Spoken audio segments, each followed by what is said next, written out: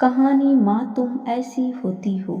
विमल बहुत परेशान था। उसे समझ में नहीं आ रहा था कि वो इस परिस्थिति से कैसे निकले। वो अपनी माँ को बहुत चाहता था, किंतु उसकी पत्नी और बच्चे माँ से बहुत दूर भागते थे क्योंकि उसकी माँ की एक आंख नहीं थी। साथ ही उसकी कमर भी 90 अंश पर झुकी थी। वैसे वह अपना काम सब खुद कर लेती हैं, किंतु फिर भी वो उसकी पत्नी और बच्चों के लिए हमेशा खटकती हैं। दादी, आप ऊपर के कमरे में जाओ, मेरे दोस्त आ रहे हैं। विमल के बेटे अखिल ने बड़े बेरुखी से कहा। पर बेटा, मैं तो यहाँ बहुत दूर बैठी हूँ। विमल की माँ ने बहुत प्यार से कहा। नहीं, आप उनके सामने मत रहो, वो मुझे चिढ़ाते हैं। अखिल ने जोर से डांटते हुए कहा। क्या हुआ अखिल, क्यों चिल्ला रहे हो? विमल की पत्नी कामिनी ने किचन से ही आवाज लगाई।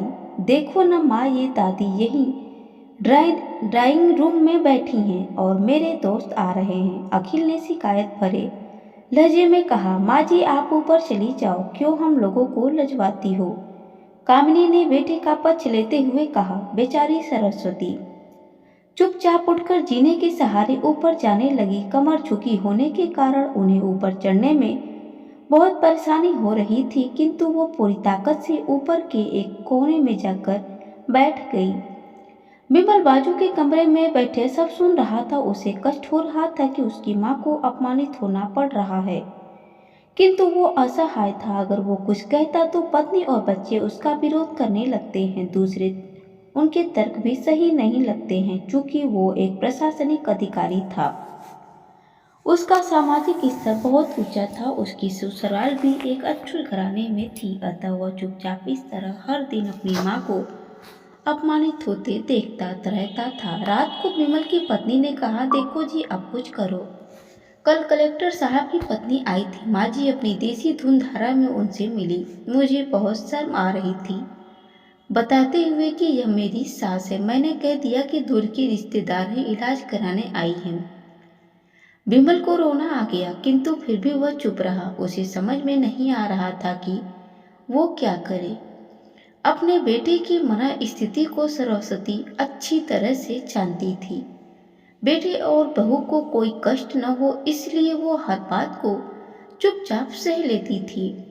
विमल बहुत ज्यादा उदास रहने लगा। एक तरफ परिवार और सामाजिक स्तर पर जीने की प्रतिबद्धता थी, तो दूसरी ओर माँ। आखिर माँ से अपने बेटे की यह हालत नहीं देखी गई। एक दिन उसने अपने बेटे से कहा। विमल, बहुत दिन हो गए हैं, मैं अपने गांव जाना चाहती हूँ। मुझे वहां पहुंचा दो, मेरा यहाँ मन नहीं लग रहा है। किंतु माँ, वहां तो कोई नहीं है, तुम्हारी देखभाल कौन करेगा? विमल ने आश्चर्य से पूछा। अरे, सब गांव वाले तो हैं, और वो तुम्हारे मामा जी जो उसी गांव में रहते हैं, और फिर हम सारी व्यवस्थाएं कर आएंगे ना। कामिनी को तो जैसे मन की मुराद मिल गई हो। हाँ बेटा, बहू सही कह रही है, सरस्वती ने लंबी सांस लेते हुए कहा। विमल जानता था कि गांव में माँ की देखभाल करने वाला कोई नहीं है, लेकिन पत्नी की जिद के कारण वह अपनी माँ को गांव छोड़ने पर विवश हो गया। माँ को गांव छोड़कर जाते वक्त उसे रोना आ रहा था। अपनी बेबसी पर गुस्सा भी आ रहा था, किंतु परिवार, पत्नी और समाज ने उसके इन मनोभाव को दबा दिया और वो सुकून सा महसूस करने लगा। कुछ दिनों के बाद उसके चाचा, जो अमेरिका में रहते थे, आने वाले थे। जब विमल बहुत छोटा था, उसके पिताजी भी थे, तब वो भारत आए थे, और उसके बाद वो अब भारत आने वाले थे। पूरा परिवार और आस पड़ोस बहुत उत्साहित था।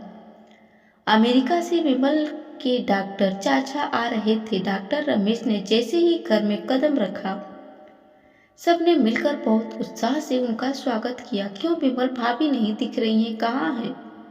डॉक्टर रमेश ने उत्सुकता पूर्वक पूछा। जी, वो गांव में रहती हैं, यहाँ उनका मन नहीं लगा, कामिनी ने सपाट लहजे में उत्तर दिया। डॉक्टर रमेश ने विमल की ओर देखा तो विमल ने अपनी आंखें झुका ली। डॉक्टर रमेश सब समझ गए, बोले, कल हम भाभी से मिलने गांव चलेंगे सब लोग। दूसरे दिन सभी लोग गांव के घर में पहुंचे। देखा कि सरस्वती को बहुत तेज बुखार है और वो पलंग पर असहाय पड़ी हैं। डॉक्टर रमेश दौड़कर सरस्वती के पास गए और उनके पैर छूकर रोने लगे। सरस्वती की यह हालत देखकर उनकी कल्पना से परे थी। वाह बेटा विमल, तूने तो नाम उजागर कर दिया। अपनी माँ की ये हालत देखकर तुझे तो शर्म भी नहीं आ रही होगी। डॉक्टर रमेश ने विमल को लगभग डांटते हुए कहा। नहीं देवर जी, विमल का कोई दोष नहीं है, मैं खुद गांव आई थी। सरस्वती ने अपने बेटे का बचाव किया। मुझे सब पता चल गया। भाभी आप चुप रहो। क्यों बहू, तुम्हें अपनी सास की कुरूपता पसंद नहीं है? समाज में तुम्हें नीचा देखना पड़ता है ना? डॉक्टर रमेश ने कामिनी की ओर व्यंग से देखा। कामिनी निरुत्तर होकर विमल को देखने लगी। आज तुम जिस सामाजिक स्तर पर हो वो इन्हीं के संघर्षों की देन है। और बेटा विमल, तुम्हें शायद मालूम न हो कि बचपन में जब तुम 1 साल के थे तब छत से नीचे गिरने के कारण तुम्हारी एक आंख फूट गई थी और तुम्हारी रीढ़ की हड्डी से भी समस्या थी। तब तुम्हारी इस कुरूप माँ ने अपनी एक आंख और अपना बोन मेरो तुम्हें देकर इतना सुंदर स्वरूप दिया था। कामिनी बेटा, इतने सालों तक संघर्ष करके बेटे को प्रशासनिक अधिकारी बनाने वाली इस संघर्षशील औरत के तुम लोगों ने यह दशा कर दी, तुम्हें ईश्वर कभी माफ नहीं करेगा। डॉक्टर रमेश की आंखों से अश्रु जलधारा बह रही थी। अब भाभी, आप मेरे साथ अमेरिका जाएंगी, यहाँ इन स्वार्थी लोगों के बीच नहीं रहेंगी। डॉक्टर रमेश ने सरस्वती से कहा। विमल को तो काटो काटो तो खून नहीं था। डॉक्टर रमेश जो उसके चाचा थे उन्होंने तो राज बताया। उसके बाद तो विमल को यही लग रहा था कि उससे ज्यादा पापी इंसान इस दुनिया में कोई और है ही नहीं।